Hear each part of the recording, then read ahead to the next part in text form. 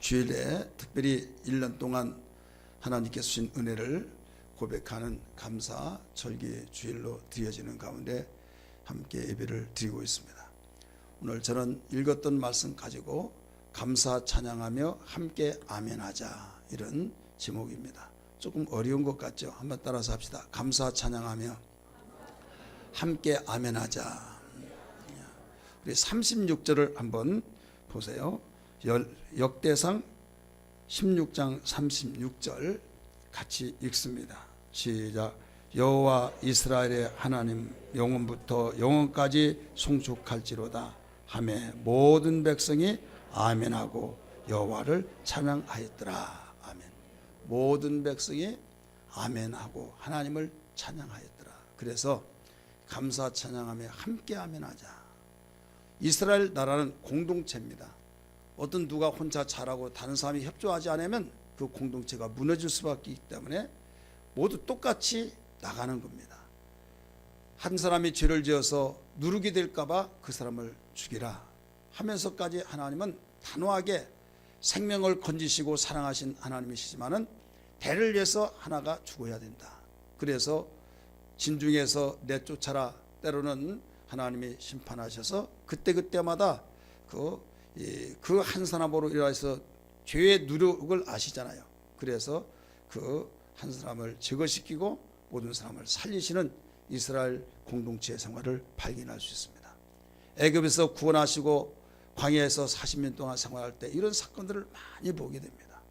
우리가 믿는 하나님은 온전하신 하나님이신지라 당신의 수준에 오르기까지 우리를 향해서도 온전하라 말씀하시는데, 여러분 잘 아시는 말씀처럼 지난주에도 말씀드렸지만은 마태복음 5장 48절에 하늘에 계신 우리 아버지가 온전한 같이 너희도 온전하라, 이런 말씀을 잘 기억하실 겁니다. 이게 가능할까? 하나님의 온전하신 같이 너희도 온전하라. 우리 인간은 온전할 수가 없습니다. 그 이유는 죄 때문에 그렇습니다. 하나님은 거룩하시고 인간은 욕심을 부려서 하나님 되려고 하는 그 욕심, 그 죄, 그것으로 하나가 될 수가 없는 거예요. 온전해질 수가 없는 겁니다.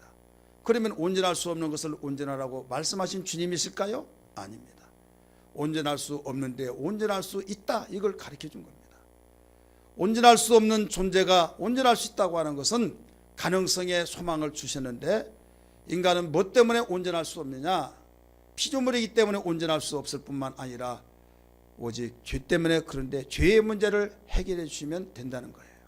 그래서 하나님은 아들 독생자 예수를 이 땅에 보내주셔서 죄 때문에 우리가 죽어야 하겠고 저주받고 심판받고 지옥 갈 죄를 아들 예수에게 다 짊어지게 하시고 우리를 속죄해 주시사 우리를 이제 그 앞에 돌아와서 예수를 진심으로 인격적으로 마음속의 구주로 영접한 사람에게는 하나님의 자녀가 되어서, 자녀는 낳은 거죠, 자녀가 되게 하셔서 하나님과 관계를 맺고 이제는 하나님과의 관계 회복이 됨으로써 더 온전한 것이다, 이겁니다.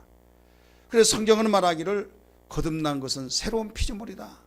온전치 못한 그 과정을 다 청산해버리고 이전 건 지났으니 보라 새 것이 되었다고 하면서 새롭게 출발하는 새로운 피조물이라고 가르쳐 주신 겁니다. 할렐루야. 이게 예수 믿는 거예요. 그러면 예수를 믿는 자는 진심으로 예수를 마음속에 영접한 사람으로서, 거듭난 사람으로서, 하나님의 자녀로서 온전한 삶을 위해서 살아가는 그 삶입니다. 온전치 못한 사람이 온전한다고 해서 온전하지 않습니다. 헌집을 아무리 고치더라도 새집 될 수가 없어요. 다 부시고 새롭게 집을 지어야 새집 된 것처럼 우리의 거듭남이 없이 예수 그리스도의 거룩한 피로 구속함을 얻고 물과 성령으로 거듭나지 않냐고는 아무리 공자처럼 맹자처럼 자기의 나름대로의 그 양심을 피우고 깨끗하게 살았다 할지라도 온전해질 수가 없다 이거죠. 오직 거듭난 사람, 하나님의 눈으로 볼 때 고철을 용광 속에 다 집어넣어버리고 새로운 제품으로 만들어내는, 이게 거듭난 것입니다. 할렐루야. 이제 새 제품에 대해서는 관리를 잘해서 유지시켜야 하듯이 거듭난 예수 믿는 사람들에게는 바로 관리를 잘 해나갈 수 있는 유일한 것이 뭐냐? 항상 하나님의 은혜에 감사하면서 찬송하면서 살아가는 겁니다. 원망과 불평과 짜증과 옛날 옛 습관으로 살아간 것이 아니라 우리는 누구도 알지 못하는, 주는 자와 받는 자만이 아는, 세상의 사람들은 알지 못한 그 비밀을 가지고 살아가는데, 그 비밀이 거듭남의 비밀, 하나님의 자녀가 되는 비밀, 구원받은 그 비밀. 그래서 그 하박국 선지자가 왜 하나님의 택한 백성들이 우상을 섬기는 아수르, 주변의 강대국으로부터 압박을 받고 나라가 망하고, 이 꼴이 뭐냐, 시험될 바라 했습니다. 너무나 실망하고 실족을 할 뻔했던 그들이 나중에 깨달은 것이 있어요. 하나님을 가까이 하는 것이 내게 복이다. 하늘에도 땅에도 사모할 자는 하나님밖에 없다고 하면서, 잘 아시는 말씀처럼 하나님을 가까이 함이 내게 복이라. 대저 하나님을 멀리한 자는 음녀같이 망하리라고 가르쳐 줬어요. 하박국 선자는 어떻게 말했습니까? 하박국 선자는 그가 하나님을 잘 섬긴 사람 전쟁에서 지고 식민지가 되어지고 독식을 약탈당하고, 말이 아니다, 꼴이 아니더라 이거예요. 하나님을 잘 섬기면 잘 섬기는 사람답게 표적이 나타나서 뭔가 믿지 않은 사람보다, 악랄하고 죄를 짓는 보다 월등하게 나아진 생활을 해야 할 텐데, 죄짓는 자는 흥하고 죄짓지 않고 그런 사람은 망하게 되고, 그럴 때 너무나도 해답이 풀려지지 않은 거예요. 그래서 실족을 할 뻔했다. 나는 하나님의 종으로서, 선지자로서 할 말이 없다. 하나님 잘 섬겨라, 하나님께 돌아오라, 그러면 잘 된다. 자기가 동의가 안 된다 이거예요. 현실적으로 볼 때 아수르는 우상 종주국입니다. 그런 나라가 어떻게, 우리 민족이 아무리 죄를 지었다 할지라도 그 나라보다 낫지 않냐. 그런데 왜 망해야 되느냐. 그게 항상 가슴에 맺힌 겁니다. 그래도 하나님의 사람으로서 성전을 향해서 가서 간절히 기도하다 깨닫는 것이 있어요. 오직 의인은 믿음으로 살아라, 그 말씀입니다. 할렐루야. 믿음으로 살다가 보면 하나님이 인정하셔서 때가 되면 바로 네가 그렇게 원했던 결과가 나타난다 이거예요. 악인이 잘되고 형통하고 출세하고 빛이 나고 그럴 때가 있지 않습니까? 그걸 보고 여러분 유혹받고, 야, 세상 불공평해, 이렇게 생각하지 마십시오. 현재는 그렇게 보일지라도 시간의 지냄에 따라서, 지냄을 통해서 그 언젠간 드러납니다. 그렇게 칭송을 받고 그렇게 정말로 대단한 사람으로 인정을 받았던 사람이 낙엽 떨어듯이 부끄러움 속에 자기 얼굴을 드러낼 수 없는 그런 광경이 일어난다, 이런 말씀입니다.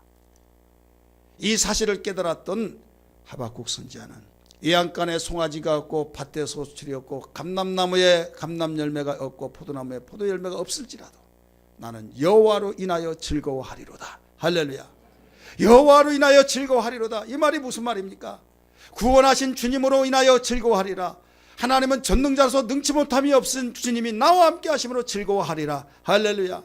얼마든지 조건이 없을지라도 하나님이 내 안에 계시고 내가 하나님을 의지하고 하나님과 하나가 되어지고 하나님의 자녀가 된 이상 더 이상 바랄 것도 없을지라도, 조건이 나에게 형편없이 악조건 속에서 내가 생활할지라도 나는 이것 한 가지로 인하여서 얼마든지 감사하면서 살리라, 기뻐하며 살리라, 이 고백을 했습니다.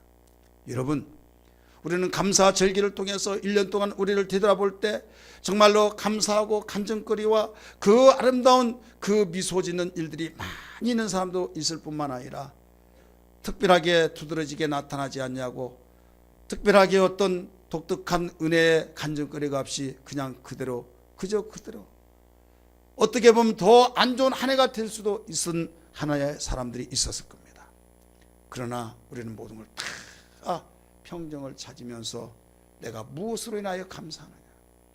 조건만을 가지고 감사하다가 보면 좋지 못한 악조건이 생기는 사람은 감사할 것이 없지 않습니까? 성경은 말합니다. 하나님이 너에게 주신 복을 인하여 감사하라. 하나님께 빈손 들고 오지 말고 하나님께 바로 공수로 너희 몸을 보이지 말라고 너무나 잘 아는 신명기 출애굽기에 잘 알고 있지 않습니까? 그런데 나에게 간증거리가 없고 한 해 동안 주신 은혜의 복을 내놓을 만한 그런 이야기거리가 없는 사람이 있다, 이 말입니다. 이때 주님이 말씀하셨습니다. 현재는 네가 그럴지라도 믿음으로 살아가면, 하나님을 섬기고 경외하고 감사한 마음으로 살아가면 현재는 이 상황이 네가 간증거리 할 만한, 내놓을 만한 것이 없다 할지라도 너에게는 반드시 복 주실 것을 인해서 기뻐하라. 받을 복을 인하여서 기뻐하여 드리라. 네 몸을 하나님께 내놓으라 이 말입니다. 믿습니까? 사람은 힘들고 정말로 안 되고 누구로부터 정말 내가 내 이름 석자 내놓을 만한 그런 분위기가 아니면 내가 나타나고 싶지 않습니다. 자랑거리가 있으면 그저 어디에 들어가고 나가고 그 내놓고 싶어하는 그런 삶을 살고 싶지, 안 좋은 일 있으면 거기에 자기 모습을 나타내지 않는다 이게요. 홍대성 목사가 그 지역에 한국 사람은 6가정뿐이 없는데 모이라고 해도 모이지 않는다고 소문이 났어요. 그랬더니 어떤 목사님 만났더니 목사님 자제분 거기서 있는데 그 다른 사람은 교제를 안 한다는 말을 듣는데 그건 좀 안타깝다 이거죠. 이국 생활에서 안 만나고 막 그냥 굉장히 사회생활 속에서 만남을 통해서 교제의 장을 넓혀가고 그래야하는데 이게 안 된다 이거죠. 그래서 안타깝다는 거죠. 그러니까 그 면을 지적해서 바로 잡아주라 이런 말이에요. 제가 그 며느리로부터도 그런 말을 들어서 그런 이야기를 했어요. 가까이 지내서 서로 더불어 함께 교제해야 된다. 알았습니다. 아버지. 알았다고 하면서 그냥 흘러가는데 그게 교정이 안 되는 거예요. 나중에 이제는요 어디 모임이 있다고 한다면 막 앞서 제일 시간 먼저 간대요. 나중에 알고 봤더니 6년 동안 아기가 없으니까 다 아기 데리고 와서 막 아기 이야기하고 하는데 아기가 없으니까 만나서 할 말이 없더라 이거죠. 이제는 할 말이 있다 이거예요. 할 말이 있어서 이제 막 가서 그렇게 피곤해서 못 가겠다는데 왜 못 가냐고 간다고 그러면서 애 데리고 가고 막 이제 거기다가 쌍둥이 낳았으니 얼마나 더 자랑거리가 많겠습니까? 왜 이런 말을 하느냐? 내놓을 만한 것이 없으면 나타나고 싶지 않고 내놓을 만한 것이 있으면 나가고 싶고 이게 인간이에요. 이해되십니까? 우리가 세상을 사랑하면서 엎친 데 겹치고 힘들고 정말 악주권이 있으면 누구에게 얼굴을 보이고 싶지 않습니다. 심지어는 교회도 가고 싶지 않냐고, 내가 부자 되어서 잘 되어서 내가 좋은 일 있으면 그때 나가겠다. 이게 우리 인간의 모습이다 이거죠. 그런데 우리는 이럴 때일수록 하나님 아시죠 하면서 내가 내놓을 것이 없지만은 자랑거리가 없지만은 현재는 이 모습대로 살아가고 있지만은 나 열심히 살려고 몸을 쓰고 믿음대로 살려고 했습니다. 그런데 거기 이상하게 교묘한 그 마음이 듭니다. 내가 막되게 살았으면 너 벌받아서 그래 이렇게 마음이 들겠는데 하나님 뜻대로 살렸는데 왜 내가 이렇게 힘들게 했으나 하면 하나님 영광 가려운 것 같고 더 그게 시험 중에 하나의 더 업이 돼서 시험에 깊이 빠져들더라 이거죠. 여러분 게으르고 나태하고 죄를 짓고 엉뚱한 생활하면 회개하고 우리는 돌이켜야만 됩니다. 하는데 하나님이 아시고 내 나름대로 양심에 꺼리끼지 않냐고 열심히 하나님을 바라보면서 살았는데 힘들다는 것은 내 책임이 아니에요. 여러분 실망하지 말고 정말 반드시 씻는 자는 걷어들이는 것을 주님이 말씀하셨으니 믿음으로 살아가는 겁니다. 할렐루야. 믿음으로 살아가면서 복 주실 것을 인하여 오직 하나님께 나오는 것을 떳떳하게 나오라는 거예요. 사랑하는 성도들이여, 우리는 오늘 본문 말씀을 통해서 다윗이 감사하며 찬양하며 함께 모든 사람들이 그 소리를 듣고 그 하나님께 영광을 돌리는 장면에 그 노래 찬양을 읽었습니다. 이 내용은 어떤 사건을 두고 배경을 두고 말씀이 주어지는가 하면 다윗은 쫓기고 쫓긴 생활이 왕으로부터 얼마나 많이 쫓겼습니까? 죄짓고 쫓긴 것이 아니에요. 왕도 장군들도 블레셋 골리앗 장군을 해결하지 못해서 벌벌벌 떨고 있을 때 군인도 아닙니다. 목동입니다. 연약한 소년입니다. 아버지의 심부름을 가다가 보니까 이스라엘 사람들을 욕하고 헐뜯고 그걸 보고 할례받지 못한 자들이 어떻게 감히 하나님이 택한 우리 민족을 저렇게 욕을 하는가, 의분에 쌓여서 가만히 있을 수가 없었습니다. 얼마나 그 골리앗 장군이 명성 있고 두려운 존재로 나타났든지 싸움 한번 해보지 못하고 다 벌벌 떨면서 지금 숨을 쉬고 있는 겁니다. 이것이 40일 동안 조속으로 다 싸울 필요 없고 대피로 한 사람 보내란 거예요. 내가 지면 우리 민족이 너희의 종이 되고 너희가 지면 너희가 우리 민족의 종이 되자 내기하자는 겁니다. 그걸 아침 저녁으로 바로 얼마나 찌렁찌렁하게 소리를 지르든지 그 말에 대해서 누가 대표로 나가라고 하면 나가지를 못합니다. 왕도 못 나갑니다. 장군들도 못 나갑니다. 그 소리를 들었던 다윗이 내가 나가겠습니다 해서 결국 여러분 이겼지 않습니까? 할렐루야. 이겼을 때 나라를 구한 소년으로서 왕으로부터 인정을 받았는데 그때뿐이지. 여인들이 이런 노래를 부릅니다. 그 이긴 승전구의 소리를 듣고 다윗이 죽인 자는 만만이요 사울이 죽인 자는 천천이라. 그 가사의 노래소리를 들어요. 다윗은 하나의 백성입니다. 그것도 조그마한 소년의 백성이에요. 사울은 왕입니다. 가사 내용이 다윗이 죽인 자는 만만이요 사울이 죽인 자는, 왕이 죽인 자는 천천히요. 가만히 들어보니까 내가 왕인데 나에게는 적게 영광을 돌리네. 그러면 결국은 이 나라가 저 다윗 저 녀석에게 돌아간 거 아니냐. 못된 건 싹 먼저 잘라야 된다. 그때부터 나라를 구한 그 소년 그 다윗을 죽이려고 한 거예요. 그때부터 수십 년 동안 계속 쫓아서 죽이려고. 그리고 다윗은 아무 잘못도 없는데 왕의 시세움 때문에 그 정말 신장이 크고 용모가 단정하고 대단한 사람인데도 불구하고 소견머리는 좁진 벤쟁이 속만 해가지고, 벤쟁이 속이 그때부터 나온 것 같아요. 벤쟁이 속만 해가지고 그 어린 소년을 죽이겠다고 3,000명을 특수부 요원을 보내가지고 죽이려고 그렇게 했는데도 불구하고 다윗은 원망하지 않았습니다. 하나님, 내가 무슨 것을 잘못했습니까? 나 잘못 하나도 없습니다.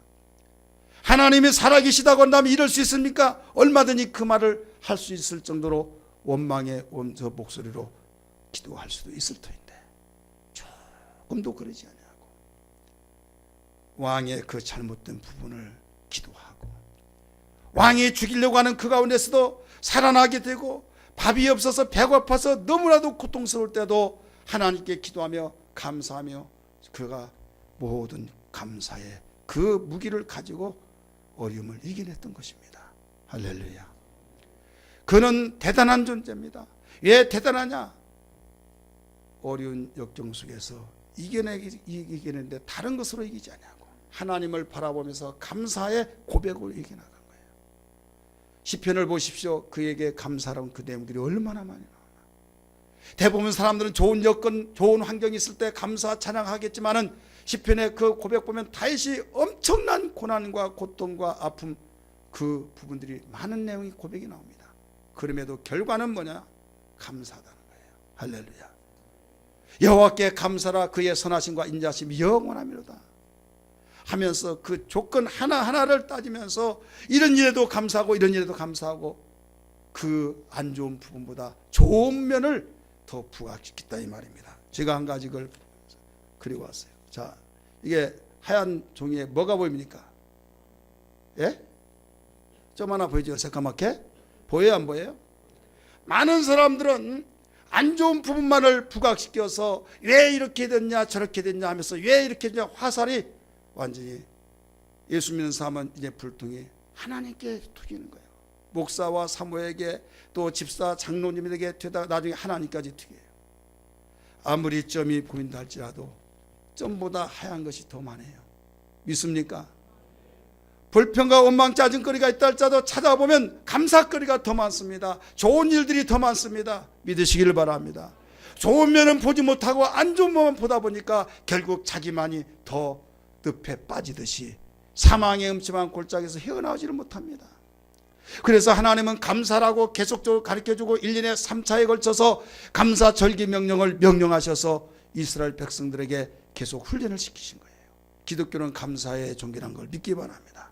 감사가 없는 신앙은 여러분 절망과 좌절 속에 하나님의 관계가 끊어집니다. 시험이 쉽게 듭니다. 여러분 견뎌내지를 못합니다. 감사하는 사람은 견뎌낼 능력이 주어집니다. 할렐루야. 그래서 우리는 감사하라고 하는 것을 주님이 우리에게 명하신 의도를 알아야만 됩니다. 감사절 하면 육신의 생각으로 아이고 또 돈 내라고 하는구나 이렇게 생각하면 벌써 마음이 딱 닫혀버린 거예요. 천지 만물을 하나님이 지으시고 모든 천지의 주인이 하나님이신 걸 믿으시면 아멘 하시기 바랍니다. 하나님은 부유하신 걸 믿으시길 바랍니다. 여러분 아무리 내가 어렵다 할지라도 어린아이가 그 어린아이에게 그 용돈 100원 200원 1000원 준 것을 가지고 그거 받아가지고 좋아할 사람 누가 있겠습니까? 아무도 없어요. 그러나 이거 이쁜 그 마음 그걸 받는 거예요. 마음을 바로 당신에게 돌리듯이 여러분, 하나님께 우리가 헌금을 드리고 하나님께 감사하는 것은, 물질을 드리면서 감사하는 것은 하나님께서 그 마음을 당신에게 돌리기 위한 겁니다. 보물 있는 곳에 네 마음이 있느니라고 말씀하셨듯이 믿으시기를 바랍니다.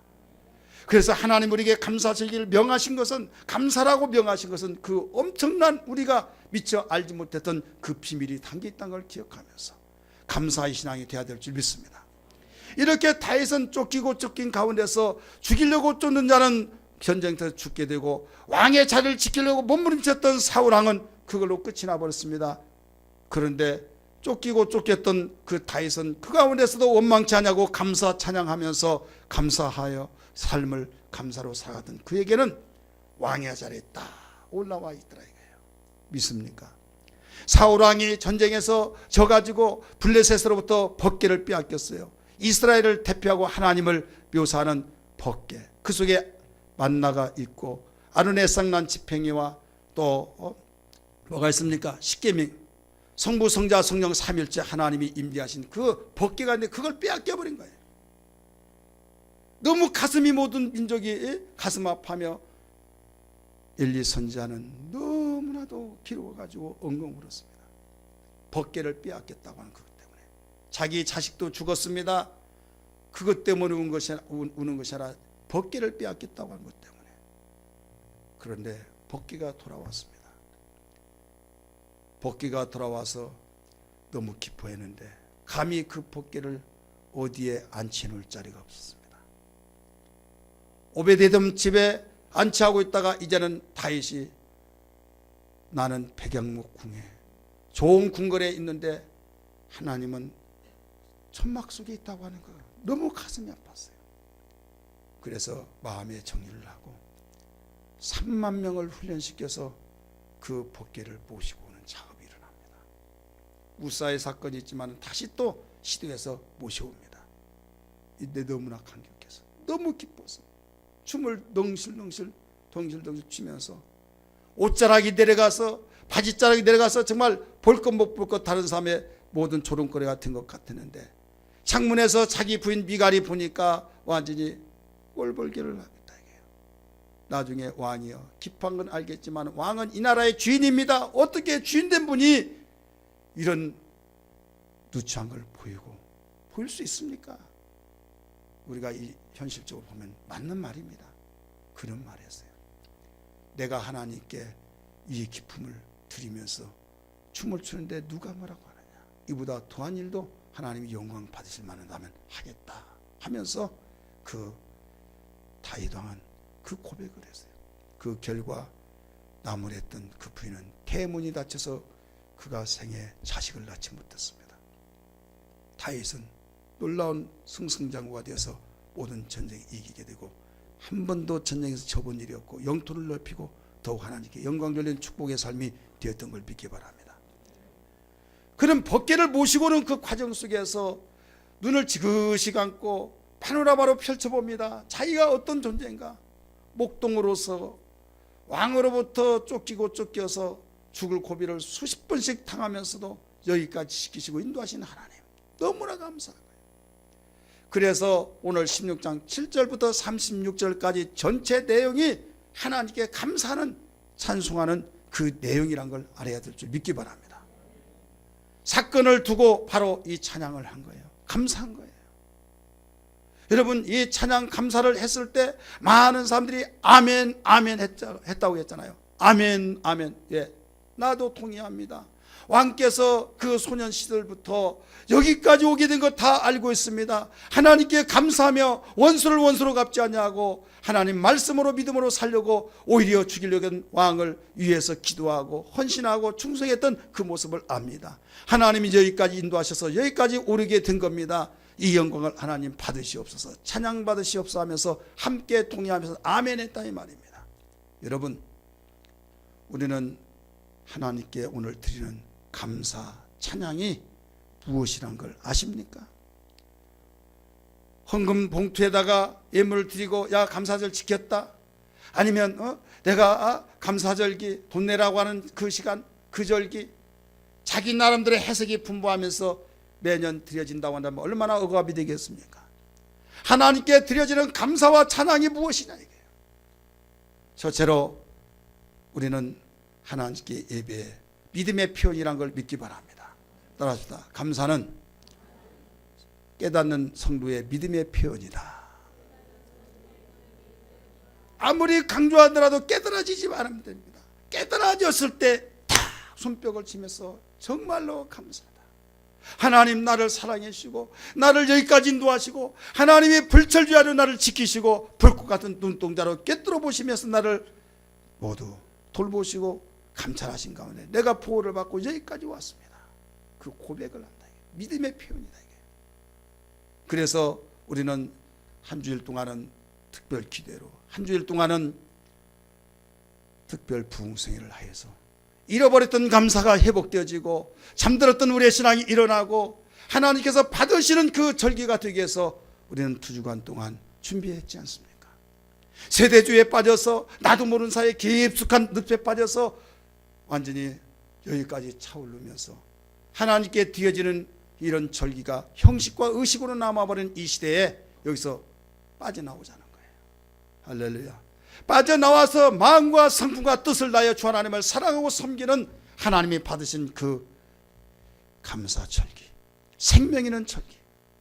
그래서 깨닫는 순간부터 가식이 아니라 형식이 아니라 그 속에 생명이 있고 진실한 그 마음으로 고백하는 그 믿음의 표현, 이게 하나님께 감사와 찬양을 드리는 그 절기란 걸 믿기 바랍니다.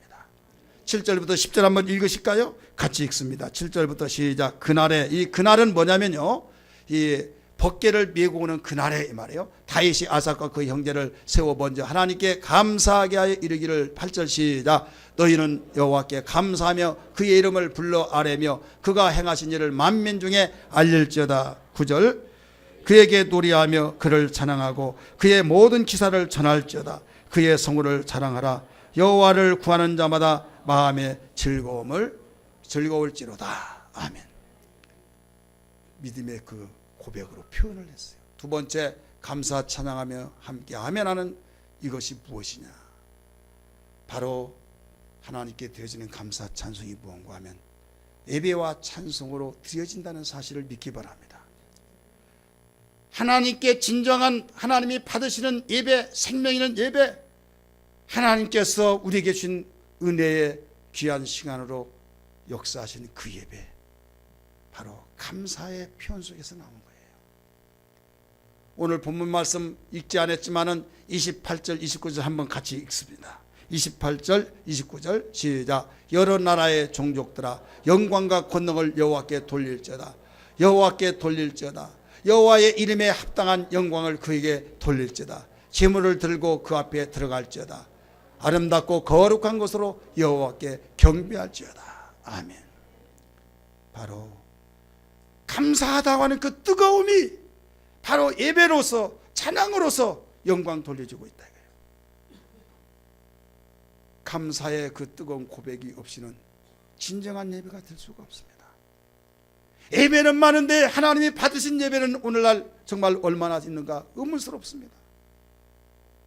우리가 예배 드릴 때마다 하나님이 받으신 예배, 생명이 풍성한 예배, 하나님이 기뻐하시는 그 예배, 받으신 예배가 되어야 하는데 어떤 사람에게 그렇게 주어지느냐? 바로 감사의 진정한 고백의 표현 있는 사람이란 걸 믿기 바랍니다. 자작곡을 하면서 첫 번째 그 노래가 나는 예수 필요해, 나는 예수 필요해, 이 노래입니다. 예배당을 짓고 입당 예배를 드렸습니다. 우리 목사님들이 오셔서 보고 깜짝 놀랍니다. 목사님, 누구는 한 동 건물도 못 짓는데 4동이나 지금 대단하십니다. 존경합니다. 하면서 뭐 별의별 말로 축하를 해줘요. 이제 예배당 채우는 것밖에 없겠네요 하면서 너무 부러워가지고. 근데 나는 고맙기는 고맙지만은 하나도 마음에 들어오지 않았어요. 너무 괴롭고 너무 힘들고. 왜? 1년 반 동안 아침 6시에 여기에 도착해서 밤 10시까지 우리 집사님들과 일을 하고 씻고 집에 가면은 또 가면서 해장국 먹고 집에 가면 한 11시 반쯤 돼요. 또 내일 일할 일거리에 자재 좀 싸게 살려고 인터넷에서 다 빼서 그 시간은 전화할 수 없으니까 나중에 메모하고 그러다 하다 보면 1시, 2시 되는 거예요. 그래서 잠자다가 또 새벽 기도 가야 되잖아요. 그러면 깜빡하면 못 잘 것 같아서 예배당 가서 기도하다가 시간 되면 이제 예배 인도하고 다시 또 이쪽으로 와서 이게 1년 반 동안 지속돼서 밥 안 먹고 여러분 그 영양 공급을 받을 수 있습니까? 기도에 전무하고 더 열심히 해야 할 텐데 여기에 일을 하다 보니까 그런 게 할 시간이 없어요. 그러다 보니까 나에게 기쁨도 없는 거예요. 너무 힘든 거예요. 육체는 망가져서 바싹 말라가지고 진단해 보니까 간경화로 진단이 되어지고 이때 많은 사람들은 축하하고 대단하다고 하고 부러워했던 그 사람들 나에게 축하 메시지를 전해줬지만 하나님이 나의 증인이시지만 난 조금도 나에게 그런 생각이 들었어요. 하나님, 나는 지금 다른 것이 필요하지 않습니다.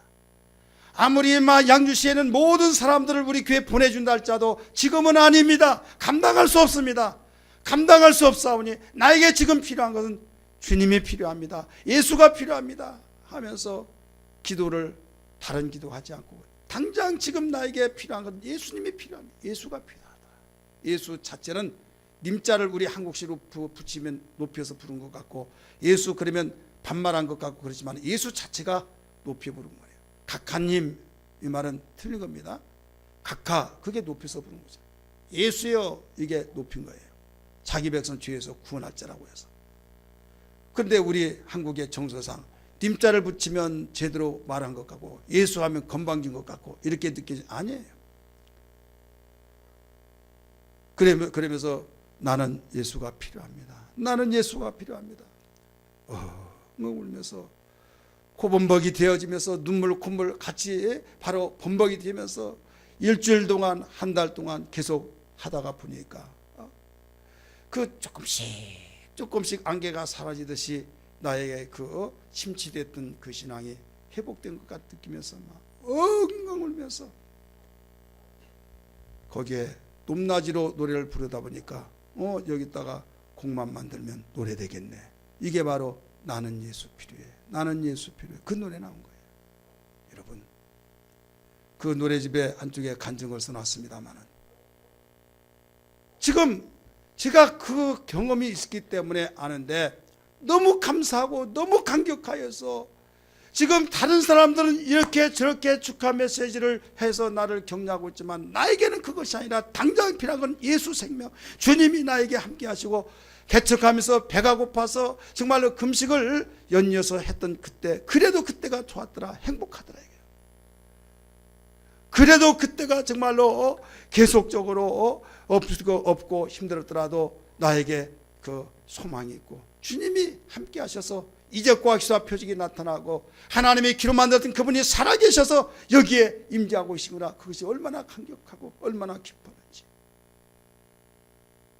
그 진실한 그 뜨거움 여러분 감사의 그 뜨거움이 진정한 예배를 만들어내는 걸 믿기 바랍니다. 감사의 뜨거움이 진정한 찬송을 통해서 하나님이 영광 받으신 찬송이 될 줄 믿으시길 바랍니다. 감사가 무너져 버리면 여러분 진정한 예배가 될 수가 없어요. 감사가 무너지면 진정한 찬송이 될 수가 없어요. 가식적인 예식적인 형식적인 건 될전정 여러분 이왕의 찬송 부를 때 이왕의 예배 드릴 때 하나님이 받으신 예배 하나님이 받으신 찬송이 되어야지 않겠습니까? 주여 내 심령이 주님의 뜨거운 감사로 고백되게 도와 주옵소서. 우리 절기를 통해서 오늘 하루로 끝나는 것이 아니라 이렇게 불길같이 일어나는 절기가 되기를 주의 이름으로 축원합니다. 할렐루야. 세 번째 우리가 감사와 우리 찬양을 드리는데 이게 무엇냐? 이건 만민에게 우리 알리는 겁니다. 따라합시다. 만민에게 알리는 것이다. 깨닫는 성도는 감사 찬양을 드릴 때 주님이 행하신 이 모든 걸 알리는 거예요. 8절 9절 한번 봅니다. 본문 말씀 8절 9절 시작. 너희는 여호와께 감사하며 그의 이름을 불러 아뢰며 그가 행하신 일을 만민 중에 알지어다. 그에게는 노래하며 그를 찬송하고 그의 모든 기사를 전할지어다. 아멘. 여러분, 이게 뭡니까? 내가 하나님께 감사하며 찬양했을 때 가식이 아니라 진심으로 속에서 나오는 이것을 찬양하다가 보니까 얼굴에서 빛이 납니다. 많은 사람에게 고백을 합니다. 그럴 때 감동을 받습니다. 아, 그런 것이 있네. 어쩐지 얼굴이 환하더라. 한번 다 터놓고 이야기해 보라고. 또 내가 너무 기뻐서 가만히 있을 수 없어 말을 이야기합니다. 이게 전도예요. 믿습니까? 전도는 간증이 없으면 전도하기 힘들어요. 그래서 성령이 임하시면 너희가 권능을 받고 증인들이 되란 거예요. 예루살렘을 떠나지 말라. 간증이 없기 전에는 너 허공친다. 이겁니다. 우리는 다음 주부터 3주간 동안 정규인 축의 전도대를 합니다. 우리 모두 동참하기를 주님으로 축복합니다. 함께 동참하기를 주님으로 축복합니다.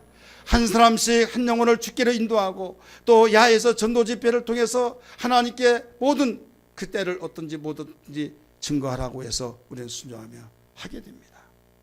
그런데 반응도 없는 사람이 있어요. 귀찮고 짜증난 사람이 있을 겁니다. 하지만은 여러분, 감사하는 그 마음이 있다고 한다면 상황은 달라질 것입니다.